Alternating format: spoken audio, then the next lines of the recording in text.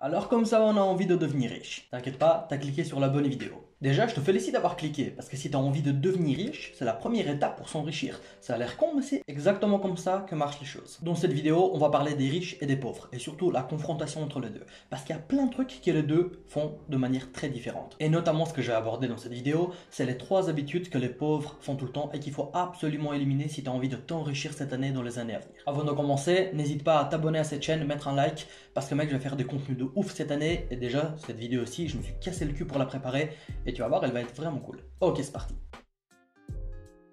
Première habitude que les pauvres ne font pas et que les riches font absolument tout le temps, et tu l'as déjà entendu partout, mais on va un peu la nuancer, c'est se former. Avant toute chose, ce qu'il faut comprendre, c'est que peu importe ce que tu détiens niveau matériel, que tu aies un gros PC très puissant, que tu saches que tu aies assez d'argent pour investir en immobilier, en bourse, en crypto-monnaie ou quoi que ce soit, peu importe.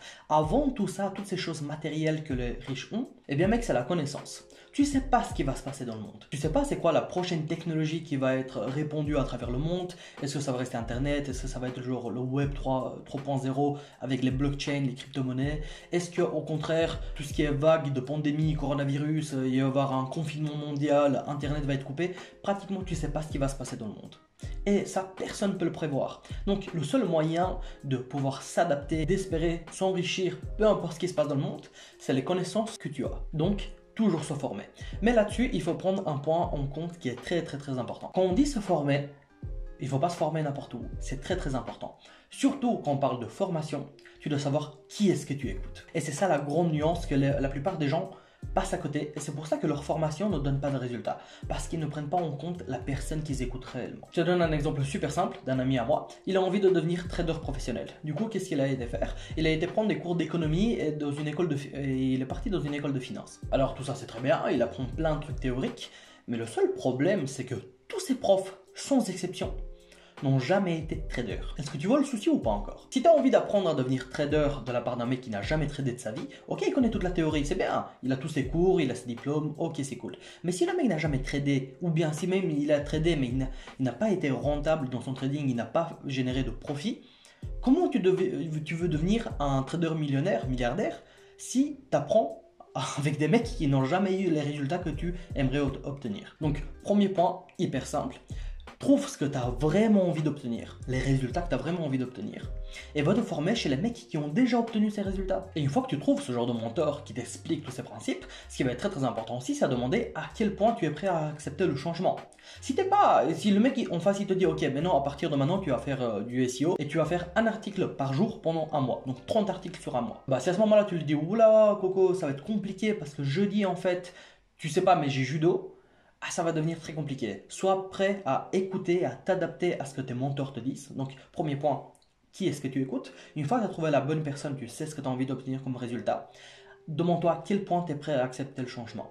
La plupart du temps, les mecs qui vont donner des conseils, des stratégies, etc., demande-toi à quel point tu es prêt à accepter le changement et à le mettre en place. Si tu retiens ce que je viens de te dire maintenant, la plupart du temps, la première étape, elle est réussie. Tu sais que tu dois former, tu sais où tu dois te former et avec qui tu dois te former et les résultats que tu aimerais obtenir. Deuxième habitude à éliminer, c'est pas réellement une habitude, mais c'est un principe très connu dans le monde du développement personnel et du business, c'est le skin in the game. Ça veut dire quoi? Savoir des intérêts personnels dans ce que tu aimerais apprendre. Je m'explique. Il y a beaucoup de personnes qui viennent me voir par exemple pour de la crypto. Ils me disent voilà, Sorine, j'ai 5000 € à investir en crypto, je les mets dans quoi? Alors que les mecs, entre nous, ils ne connaissent rien à la crypto-monnaie, au blockchain, ils savent pas comment ça marche. Ils ont juste du pognon, ils ont envie de le faire fructifier, devenir millionnaire, multimillionnaire ou bien juste faire beaucoup d'argent, 100 000 €, 200 000 € peu importe. Et les mecs ils se disent ok, je vais placer 5000 balles. Et ça va faire le taf, ça va monter. Mais il faut juste que je sache où les placer, donc je demande à Sorine, ça va bien se passer mon pote. Oh mon gars, pas du tout. Moi la plupart du temps, ce que je peux dire à ces gens-là qui sont la plupart du temps mes amis, c'est dire ok, t'as 5000 balles, c'est super. Mon pote, laisse-les de côté et prends genre 500 balles grand maximum.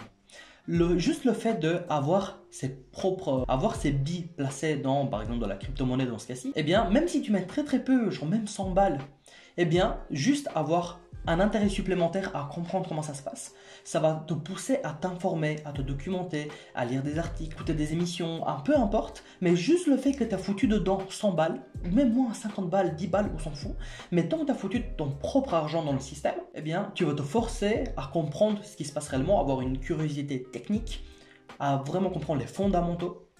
et à les faire fructifier par toi-même avec tes connaissances. Donc, si toi aussi tu as une grosse somme à investir, mec, prends un tout petit bout, tout petit bout, fous-le dans le système dans lequel tu as envie d'investir, ou même si c'est pas de la crypto-monnaie, imaginons tu as envie de faire de l'e-commerce. Bah très bien, prends de ces 5000 euros de budget que tu as pour faire de l'e-commerce, prends 30 euros, mets-toi un abonnement Shopify ou tu ouvres un WordPress et essaie d'apprendre à créer un site internet. Même s'il n'y a rien derrière, tu dis ok, je vais balancer une boutique sur la box.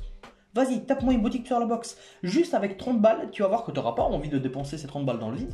Tu vas t'intéresser, tu vas dire ok, à partir de maintenant on avance. Du coup, qu'est-ce que ça veut dire être skin in the game? C'est de ne pas avoir peur d'essayer. Si tu remarques très bien, les riches n'ont pas peur d'essayer. Et la plupart du temps, quand ils arrivent dans un nouveau domaine, et surtout là, si je te parle de crypto-monnaie, c'est pas pour rien, le grand moment des crypto-monnaies, tout le monde se met dans les crypto-monnaies. Et la plupart de mes amis riches, ce qu'ils ont fait, c'est que, ok, ils sont allés dans l'écosystème, ils ont mis de l'argent, et chacun à hauteur de ce qu'il peut perdre réellement, et ils ont fait plein d'erreurs. Ils ont investi sur des scams, ils ont investi sur des shitcoins, ils ont investi sur des projets sérieux, ils sont partis sur les NFT, ils sont partis sur le play to earn.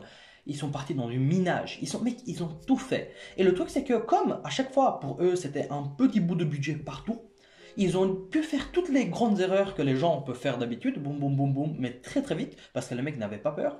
Et qu'est-ce qui s'est passé? 2 mois après, les mecs ils avaient déjà fait quasi toutes les erreurs possibles. Ok, ils ont perdu genre 50% le capital, 60% le capital. Ok, mais c'est l'argent qu'ils peuvent se permettre de perdre. Et tout ça, c'est en réalité de la pédagogie, de l'enseignement. Ok, c'est comme ça qu'ils apprennent. Toi, à ton tour, tu peux faire la même chose. Hein. Entre nous, si tu mets 50 balles et que t'en perds 50%, ok, il reste 25 balles. C'est pas non plus la mort. Surtout quand ça te permet de comprendre un écosystème. Et à partir de là, ok, une fois que tu t'es dit, ok, j'ai fait toutes les erreurs, à partir de maintenant, ok, j'ai 1000 balles, je peux poser 1000 balles parce que je sais ce que je suis en train de faire. Quand je me suis lancé, toujours dans la crypto-monnaie pour donner l'exemple, j'ai pris 1000 balles, je me suis dit, ok, je vais les foutre en crypto et je vais aller partout. Shitcoin, DeFi, NFT, Play to Earn, j'ai été partout. Ça m'a pris environ 4 mois à la louche, mais j'ai tout fait comme erreur. J'ai perdu, à partir de ces 1000 balles, il me restait plus que 200, et maintenant ça a bien remonté la pente. Parce que maintenant je sais comment m'y prendre. Tu vois ce que je veux dire? Je sais réellement comment m'y prendre, et pour le moment je dois avoir dans les 4000 euros sur les 2 derniers mois, où je passais de 200 à 4000 en 2 mois, parce que voilà, j'ai compris comment ça marchait réellement. Donc n'aie pas peur d'essayer des choses, n'aie pas peur d'investir un peu d'argent pour être skin in the game, pour avoir un intérêt direct lié au projet que tu aimerais faire et avoir un peu tes billes placées à l'intérieur du projet. Comme ça tu démerdes, tu vois, tu n'as pas envie de perdre ton argent, donc tu essaies de démerder vite et tu fais beaucoup d'erreurs, comme ça tu apprends très très vite. J'espère vraiment ce point il est bien compris parce qu'il est très très important. Ne pas avoir peur d'y aller, se donner l'opportunité de commencer de faire des erreurs, c'est se donner l'opportunité de réussir, tout simplement. Et pour finir, la troisième habitude à éliminer, qui est une des plus importantes, c'est pas s'entourer des mecs qui ne veulent pas la même chose que toi. Ça a l'air super simple, ça a l'air super basique, mais putain, personne ne le met en place au putain de conseil. Imaginons que toi et 3 meilleurs potes, toi t'as envie de devenir riche, ok? T'as envie d'être libre financièrement, de voyager, d'aller dans des restos, de rencontrer des gens qui ont du succès dans leur vie, d'avoir des belles meufs, etc. C'est super, tout ça c'est très bien, je veux également la même chose. Mais si tes 3 meilleurs potes, eux, leur seul projet c'est, ok, comment je vais devenir meilleur sur Call of Duty, à League of Legends, comment je pourrais devenir un footballeur professionnel, et le dernier qui n'en a rien à foutre parce qu'il taffe au Carrefour et qui dit voilà, j'ai un salaire, ça rentre. Et j'ai rien contre les mecs qui taffent au Carrefour, hein. J'ai fait au Carrefour pas mal de temps, mais c'est pas là que je veux en venir. Ce que je suis en train de te dire, ça c'est pas mon souci, chacun ses passions, ses hobbies, ses intérêts. Mais ce qui va être important, c'est que si toi tu as envie de devenir riche, indépendant financièrement, tout ce que tu veux, eh bien il faut que tu trouves des mecs qui veulent la même chose. Pas forcément qui l'ont déjà, si tu as l'occasion de connaître ce genre de mecs, c'est super bien, mais des mecs qui ont envie de devenir pareil, qui ont le même objectif. Parce que tout à coup, ce mec, il va genre prendre de l'avance sur un domaine, il pourra te conseiller sur un truc, toi tu pourras le conseiller sur un autre truc que lui, il n'a pas encore eu l'occasion d'expérimenter. Entre-temps, ce mec, il aura rencontré quelqu'un qui va te présenter, et en fait ce mec, ça se trouve, c'est un mec super riche qui a beaucoup de contacts, beaucoup de choses, et juste traîner dans une sphère d'entrepreneuriat, d'investisseur, etc. Tu vas voir qu'en fait ce n'est plus un effort pour être bon dans ce domaine et pour gagner de l'argent. Parce que tu as un pote qui va t'appeler, il va dire hey Sorine, il y a une opportunité, je sais pas quoi, viens on lance un site e-commerce, ou bien de l'autre côté, ouais, il y a une crypto qui se lançait, genre, ou bien qui va se lancer demain matin, boum, t'as mis 100 balles dessus, et là ça a fait croître ton capital de ouf. Moi, pour l'anecdote, c'est exactement ce qui s'est passé quand je suis rentré dans la crypto-monnaie tout début. C'est que sur ces 1000 balles, bah, j'avais encore genre, je sais pas, 900 et quelques. Il y a un projet qui s'est lancé, j'ai mis 400 euros dessus, ça m'a ramené, je crois, 13 000 balles, 14 000 balles, un peu plus. Quoi. Juste parce que j'étais au bon endroit, au bon moment, et parce que j'ai eu l'info. C'est tout simple, mais au bout d'un moment, si tu arrives à t'entourer de ce genre de mec, l'argent viendra à toi naturellement. Tu devras plus faire des efforts de ouf, comme peut-être tu es en train de faire, mais tu vas voir que juste à force d'avoir des potes qui sont le nez dedans toute la journée, tu vas avoir des opportunités de fou. Pour donner un exemple, les gars les plus intéressants que j'ai pu rencontrer, c'est pas des mecs que je connaissais. C'est comme voilà, j'ai la chaîne YouTube.